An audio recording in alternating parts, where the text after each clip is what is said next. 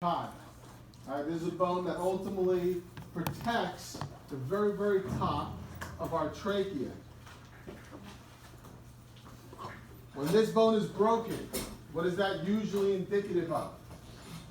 Someone got strangled. All right? So if you hear about the hyoid bone, the force that it takes is this kind of a force. They either got strangled or hung. All right? Now, every now and again, they'll throw this bone out. They'll just put this one out there. All you get on the exam is they'll come around, it'll just be sitting, and they'll say, name this bone. And it's the hyoid bone. So you can kind of see where it is ultimately located, kind of high up in the front of the neck. So again, make sure you label your hyoid bone.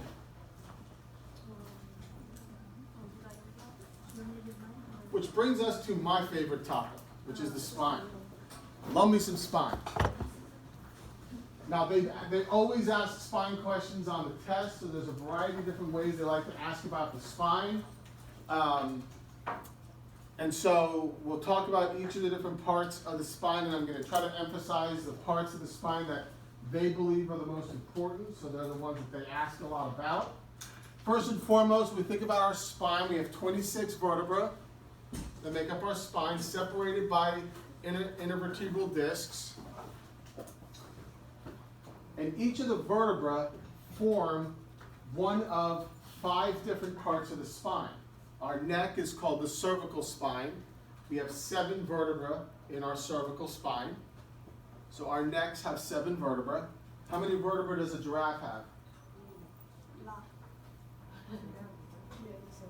They have the same amount. They have 7. They're just a lot bigger, right?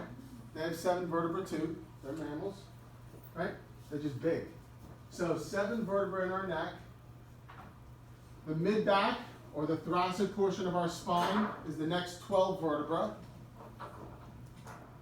The third section is our lumbar spine, which is the low back, which is 5 vertebrae. We then have 1 sacrum and 1 coccyx. All right, our sacrum once was 5 unfused bones. They fused together to create one plate of bone called the sacrum. Our coccyx was 4 unfused bones, which click together and fuse together and create one bone called our coccyx, otherwise known as our tailbone. So when you think about your tailbone, we're talking about the coccyx.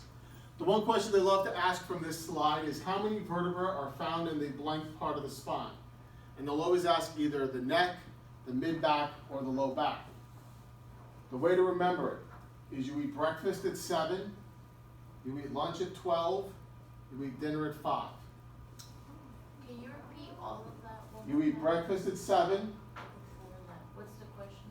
How many vertebrae are found in each part of the spine? So you eat breakfast at 7, you eat lunch at 12, you eat dinner at 5. So there's 7 vertebrae in the neck, 12 vertebrae in the thoracic spine, 5 vertebrae in the lumbar spine. And when we think about our spine, again, ultimately separated, we separated into 5 key sections, but our spine has some natural curves. As we look at our spine from the side, our spine does have some natural curves that's supposed to be there. These curves ultimately allow for us to distribute the weight of our bodies onto the spinal column evenly. When we start to mess with the curves, the curves of the spine in one way or another, we unequally distribute the weight, which causes mechanical issues in the spine and can lead to all kinds of problems. So the curves are a normal thing when we look at the spine from the side, but ultimately these curves were ultimately developed over the first, say, year to 13 months of life. When we are born, this is what our spine looks like. This is what a baby's spine comes out looking like, just a giant C. And what's the first thing that baby learns how to do? Beyond cry and poop? Lift their head. And as they lift their head, the curve in the neck is created. What's the next thing that an infant learns how to do? To stand up. And as they stand, They develop that low back curve, and here we go. We've got now these nice curves from the spine as we look at the spine from the side. The primary curve is what's presented at birth. It's just a giant C. All newborns have it. As they learn to hold up their head, they develop what's called secondary curves, which are the curves in the neck and the curve in the low back. The first one is as they learn to hold up their head because their muscles get strong enough. The second one is as they learn to stand up and walk, which develops that low back curve. These curves are normal. We like these curves. Cute. I'm a sucker for a baby. Now there are some abnormal curves. All right, abnormal curve number 1 is this one. What's this curve? What's this abnormality called? Scoliosis. That's scoliosis. Scoliosis is when you have a lateral curvature of the spine. Most lateral curvatures of the spine, what's their cause? Why do we get scoliosis? Oh yeah, not age. The honest answer is we don't know. Most scoliotic curves are referred to as idiopathic. Idiopathic means we don't know why this is happening. The doctor is an idiot, so we don't know about the pathology. It's idiopathic, right? So scoliotic curve, when do we tend to see scoliotic curves develop? Come on, all of you had scoliotic tests in school. What age did they make you go into the ladies' room or the men's room, take off your shirt, bend over in front of the nurse? Or is it What? They never ever did scoliotic tests in school? What age were you? You were middle school, right? Yeah, middle school. If you didn't, then shame on your district. Because that's when you can catch it. This is my They didn't make you take your shirt off? Like when I was growing up, I was never in the ladies' room, but I know the girls would always come out being embarrassed as all hell. Because even though the nurse was always a woman, none of them liked it. But they would always, for the guys, it would just take your shirt off, which for God knows whatever. But you do the scoliotic test, usually in middle school, 7th grade, 8th grade, because that's when, if you're going to find a scoliotic curve, you're going to find it at its earliest in middle school. And then once you get to skeletal maturity, whatever curvature you have sideways, it's pretty much going to be stopped at that point. And then you have what you have. And then depending on the severity of the curve, depends on what you should do about it. Another curve that we see is this one. Who do we tend to see with this kind of curve? Where they're bent over with a big hump on their back. Older folks, right? We call this a kyphosis, right? Kyphosis is when the curve in the mid-back is too extreme, right? And you tend to see it in older people. They usually have to use a cane because their balance is now so far forward, they need the cane to keep them upright. And they have these humps on their back. It's called a kyphosis. What about people that are, I don't know what the correct term is, so I'm just going to say quasimodo? That's an abnormality. Okay. That's a different animal. That's not a curve you develop, Then last but not least is this curvature, where the low back's curve is too much. In the South, you'll call this sway back. I never heard the word sway back until I came into the South. I'm like, you have a what? Sway back. We call this a lordosis. This is when you have too much curve in your low back. These people stick their asses out all day long. Right? All these are abnormal types of curves. What is a C curve? One more time. The C curve. This one here, The older. that's called the kyphosis. That happens in older folks. Yeah. As they begin to degenerate. What was the other term you said for the sway back? What did you say? The proper term Right. is a lordosis. Lordosis, okay. Yeah. That's when you have too much curve in your low back. Now, as you look at your vertebra, the great part about the spine is the vertebrae are so simply named. When you look at the names of the vertebra, they're named by a letter and a number, right? So if you take a look at the low back, where there's how many vertebrae in the low back? You eat dinner at what? You eat dinner at 5. So 5, 4, 3, 2, 1. These 5 are the low back. The first one is called L1, lumbar 1, L2, L3, L4, and L5. Oh, wow. Dirt simple. Thoracic spine, how many vertebrae do you have? You eat lunch at what? 12. You have T1, T2, T3, T4, T5, all the way to T12. Cervical spine, there's 7, C1, C2, C3, C4, C5, C6, C7. They're literally that stupidly named, right? Dirt, simple, right? Which makes it a lot easier because it's not really 26 bones you have to learn the different names of. There's 2 exceptions to that rule. We're going to get to them in a second. But in general, when you see the word, when you see the name of the bone, it's going to be the letter, either C, T, or L, telling you cervical, thoracic, or lumbar, and the number. Which one does this fall in the total scale of each of those parts of the spine? And each vertebra, when you think about a standard vertebra, all standard vertebra have some standard parts. So you're going to want to label a vertebra, and when you're doing this one, you want to find a bigger vertebra. You want to find a bigger vertebra like this one, which has a fraction. And all of our vertebrae have some standard parts. And they always ask about the standard parts of a vertebra. Is this one? That's a good example of one to like. Because if they're going to ask you a standard part question, traditionally they pick a lumbar vertebra, which happens to be what this is. So, when you're thinking about the parts of a vertebra that you're responsible for, first things first, all vertebrae, with the exception of one, on the anterior side have a large platform-like area. This is called the body. So my fingers are squeezing the body of this vertebra. This little platform we see here is the body of the vertebra. Behind it, at the very tips of my index fingers, are 2 little pegs of bone. One here and one here. These little pegs of bone are called the pedicles. Right, so we have 2 pedicles, one on either side. Those pedicles ultimately come out to these 2 little wing-like structures on the outside of the vertebra.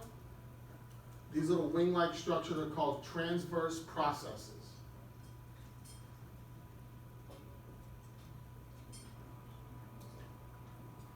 Every vertebra in the back has a little nose-like structure that sticks out. You can feel yours if you feel along your spine.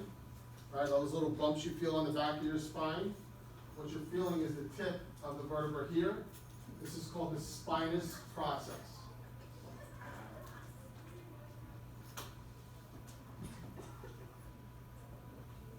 And then last but there's 2 other things. If you look on every vertebra, there's a surface on the top of the vertebra and a surface on the bottom of the vertebra that ultimately allows this bone to articulate with the bone above it and below it. These little flat, smoothed out surfaces, those are known as the articular surfaces, or the articular process. No, name the bone. The quiz on Tuesday is name the bone. Every question will be, what is this bone's name? What is this bone's name? It'll just be name the bone, not name the part of the bone. And then last but not least, every vertebra has a hole in the center that my finger is going through. This is called the spinal canal or the vertebral foramen. Either one works. Spinal canal or vertebral foramen.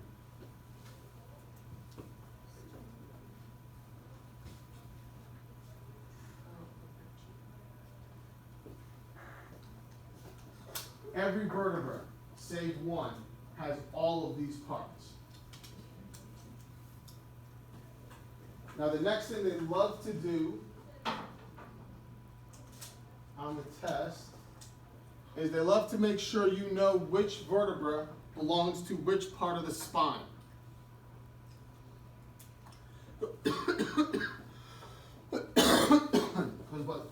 And they ask this regularly, and they do it in a couple different ways. Because each vertebra, obviously, as you look at all the bag of vertebrae, you can see that there's different shapes and sizes of the vertebra. And what everyone always says to themselves, well, I'll know because the big one's lumbar, the small one's cervical, the medium one is the thoracic. And then what they do is they only give you one of them, and you're like, well, is that big? Is there one that's bigger than that? Is that the smallest one? And you screw up. So there's an easier way to learn which vertebra belongs to which part of the spine. So, cervical first. When you look at a cervical vertebra from a bird's eye view, how many holes does it have? 3. It has 3. One here, and one here, correct? When you look at a lumbar vertebra from a bird's eye view, how many holes? 1. When you look at a thoracic vertebra from a bird's eye view, how many holes does it have? 1. So the only vertebra that has 3 holes belongs to which portion of the spine? Cervical. Very, very simple. If it has 3 holes, it has to be a cervical vertebra. Period. End of story. All 7 of them do.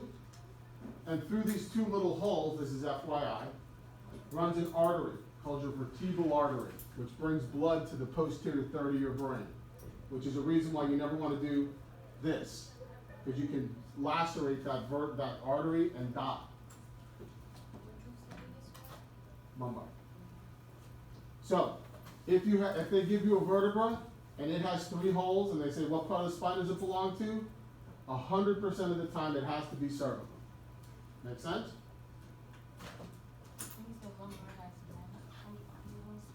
When you look at a lumbar and a thoracic, there's only 1 hole in both of them, right? Cervical vertebrae are the only ones that have these extra 2 little holes on the side. So if they show you a vertebra, if they put this down and the question is what part of the spine does that belong to?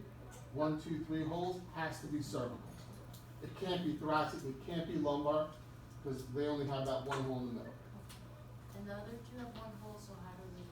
I'm coming to it. Relax, lady. So all 7 vertebrae have 3 holes.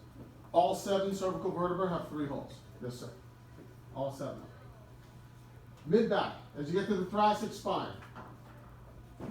Thoracic spine have a very unique look to them, in that the spinous process goes downward.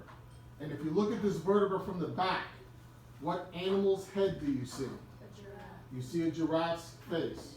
Do you not? Snout going down, ears on the side, 2 little horns on the top, right? Thoracic vertebra look like giraffes from the back. So if you and on the next test, you're allowed to pick up the bones. You can pick it up and you can look at it. Just put it back where you found it and don't alter it. But if you pick up this vertebra and you look at it from behind and you see the giraffe's head, it has to be thoracic. Does that make sense? Lumbar. As we get to our lumbar vertebra, this one you have to squint, maybe have a drink before you do it, but it's there. If you see, once you see it, you'll see it. As you look at the lumbar vertebra from the side, what animal's profile do you see? Animal's head profile do you see? A moose. Big schnoz, jowls on the bottom, the little rack horns on the top. Right? So as you look at it from the side, it kind of has a profile of a moose's head. There has never been an exam since I've been here in 10 years where they did not ask the question, what part of the spine does this vertebra belong to? They ask it 100% of the time. Now they do it in one of a couple ways. One way is they put one vertebra out and say, what part of the spine does this belong to? Right, which is the harder of the 2. The other way that they do it is they put out 3 vertebrae, one with an A, one with a B, one with a C, and they say, which of the following is a thoracic vertebra, which of the following is a lumbar vertebra, which of the following is a cervical vertebra, and then you put the letter that corresponds. Does that make sense? It's not a matter of if, it's a matter of which way they're going to do it. They're going to ask you one of those questions. So just make sure you have a simple mechanism to better understand where these vertebrae belong in the spine. And those 3 little mechanisms, moose head, giraffe's head, 3 holes, is the easiest way to break it down. Now, there are 2 oddball vertebrae.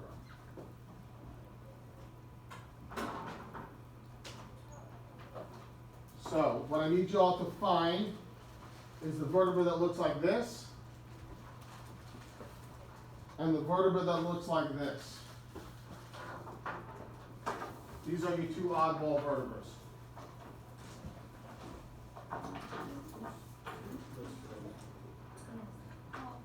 I have yours. All right. Where are these vertebrae found? And how do you know they're found in the neck? They both have 3 holes, right?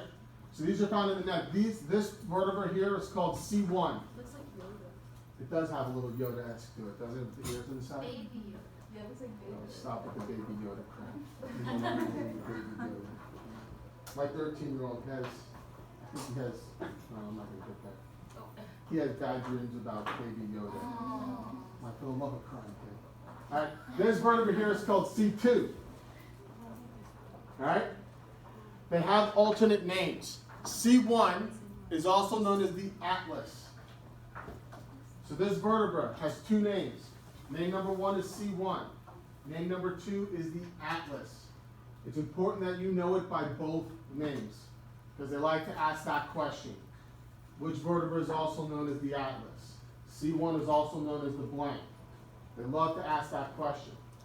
Why do you think this is called Atlas? Who was Atlas? What did the god Atlas do?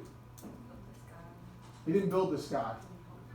He held the world on his shoulders, right? He's the god that held the world on his shoulders.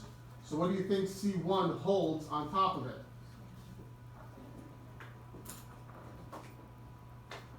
Your skull.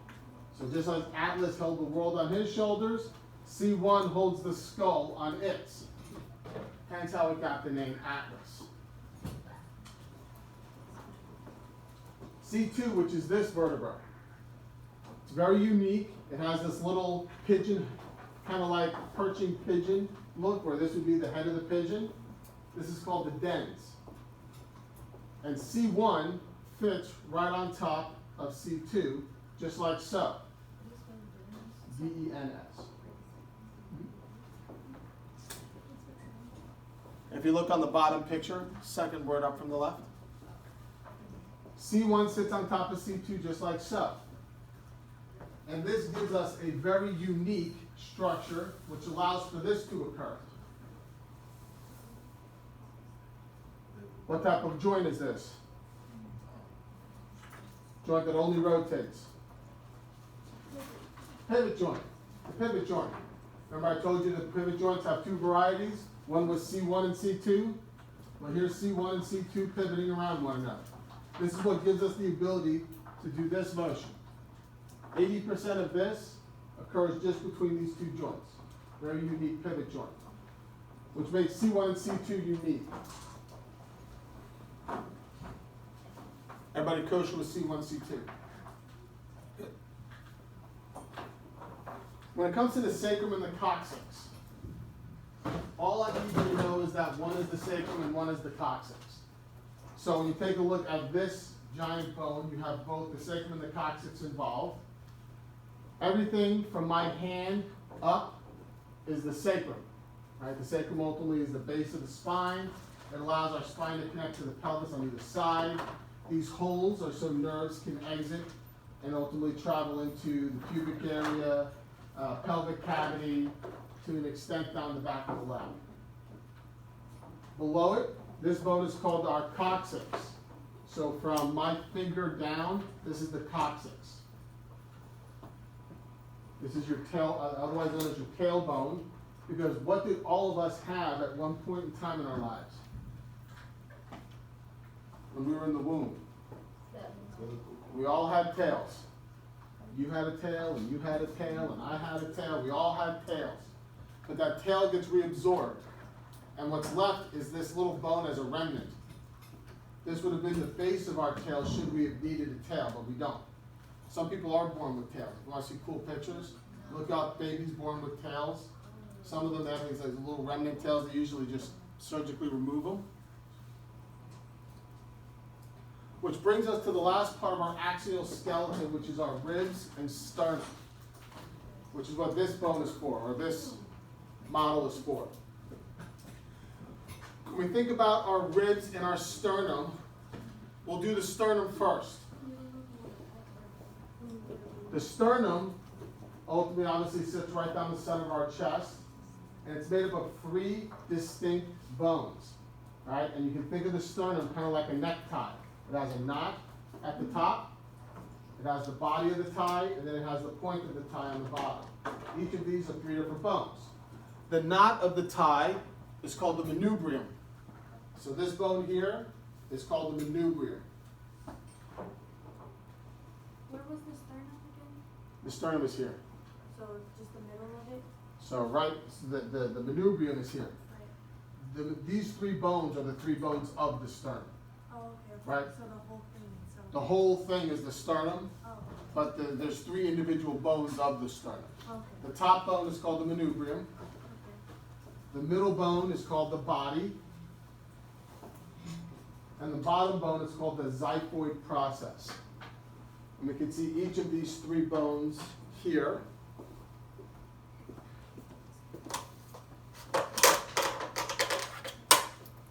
So the manubrium is at the top, the middle bone is the body, and then this little triangular shape of cartilage is called the xiphoid process. Who here is trained in like EMS, like being able to do the Heimlich maneuver and all that kind of stuff? How do they teach you to do the Heimlich now? Do they tell you to find the sternum and go down, or the belly button and go up?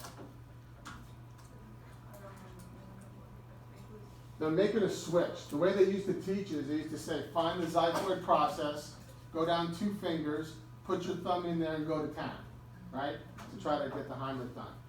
What they found was people in the excitement of it were finding this, they found the xiphoid process, they put their thumb on it and they went to town. Which, don't get me wrong, gets the job done, but it can also break the xiphoid process and puncture a lung. So they're not choking anymore, but now they got a punctured lung. So what they now teach is find the belly button, come up 3 fingers, put your thumb there and go to town. Worst case scenario, you make them throw up, which is a lot better than a broken xiphoid process. But the xiphoid process is actually made of cartilage, so until you get into your elderly years, 60s and whatnot, where it hardens up, it's kind of cartilaginous and movable. The ribs themselves, and they love to ask this next question, or a question about this next concept. Our ribs are separated into 3 categories. We have our true ribs, our false ribs, and our floating ribs. And the difference between them is the numbers. There's how many pairs of ribs? 12. There's 12 pairs of ribs, right? 12 on one side, 12 on the other. All 12 articulate with our thoracic vertebra. There's 12 vertebrae in the thoracic spine. Each rib articulates with one of those vertebrae. And on this model, they're represented by the cartilage that separates the rib from the sternum. The first 7, 1, 2, 3, 4, 5, 6, and 7. The first 7 are referred to as the true ribs. And the reason why they're called the true ribs is because each of these ribs has a single line of cartilage connecting it to the sternum. So each of these first 7 has its own cartilaginous attachment to the sternum. 8, 9, and 10. 8, 9, and 10, as well as our floating ribs, are called false ribs. Also, it's 8 to 10, not 8 to 12? It's 8 to 12. Oh. So 8, 9, and 10 plus the 2 floating ribs, 11 and 12, make up our false ribs. In that they either don't connect to the sternum, or the connection to the sternum is cartilaginous, but these 3 use one common cartilage to get to the sternum. So we call them false ribs. It's extraordinarily academic, but at the end of the day, they ask it every single test. They'll say, which of the following, they'll say, what are the true ribs, in which case your answer is 1 through 7. What are the false ribs? Your answer is 8 through 12.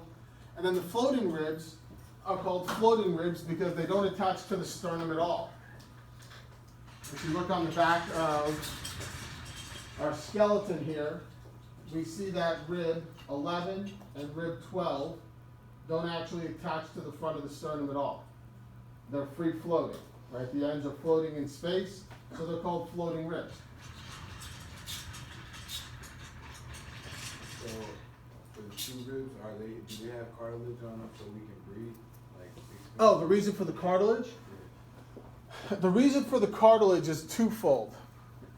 One, it gives a flexible attachment to the ribs to give our rib cage a little bit of flexibility. Two, these ribs are 24/7 moving up and down. And those ribs moving up and down is what allows us to inhale and exhale.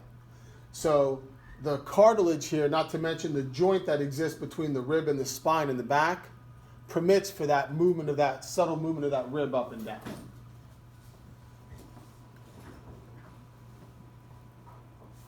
All right. Before we move on to the appendicular skeleton, I want you to label the stuff we've just talked about. And then we're going to start moving. We're going to get as much of the upper extremity done today as we can to make our lives easier on Tuesday when we're going to finish up the skeleton.